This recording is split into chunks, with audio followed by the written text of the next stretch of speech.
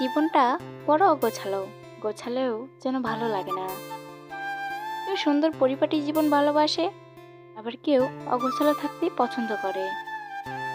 যদি জীবনে ভালো আর শান্তিতে থাকতে চাও, তাহলে একজন রাগ করলে আরেকজনকে বাচ্চার মতো চুপ করে শুনতে হবে।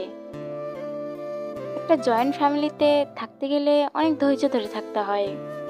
অনেক সহ্য ক্ষমতা থাকলেই তুমি সেখানে থাকতে পারবে। অনেকে নানা রকম কথা বলে, নিজেকে মানিয়ে গুছিয়ে নিতে হয়।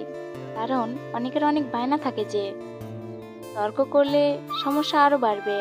অতএব সেটা না করে সমস্যার সমাধান খোঁজার চেষ্টা করো। বাচ্চাদের রাগ বা ভয় দেখিয়ে নয়, ভালোবেসে কোনো কাজের কথা বলুন, দেখবেন সে এমনিতেই সবকিছু করবে। পৃথিবীতে একমাত্র ভালোবাসা দিয়েই সবকিছু জয় করা যায়। এই দুনিয়াতে একমাত্র আমাদের ভালো করে বোঝার ক্ষমতা আছে মায়ের। কারণ মা আমাদের চোখ দেখলেই বুঝে যায় আমাদের মনে কি আছে।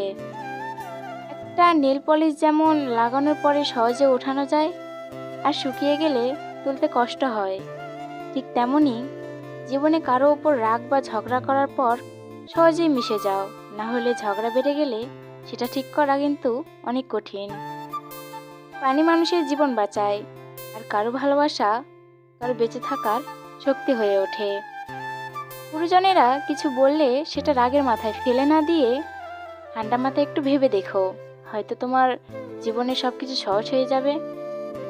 একটা সময় আসে, সেই সময়টায় সবাই ভাবে হয়তো একা থাকলেই সে ভালো থাকবে। কিন্তু একটা কথা কি জানো, কিছুদিন একা একা ভালো থাকার পর সে নিজেই একসময় বাকি সবার সবকিছু বেশি বেশি মিস করবে। তখন মনে হবে সবার সাথে থাকাই ভালো ছিল। সবার সাথে মিলেমিশে থাকলেই জীবনে সব থেকে বেশি ভালো থাকা যায়।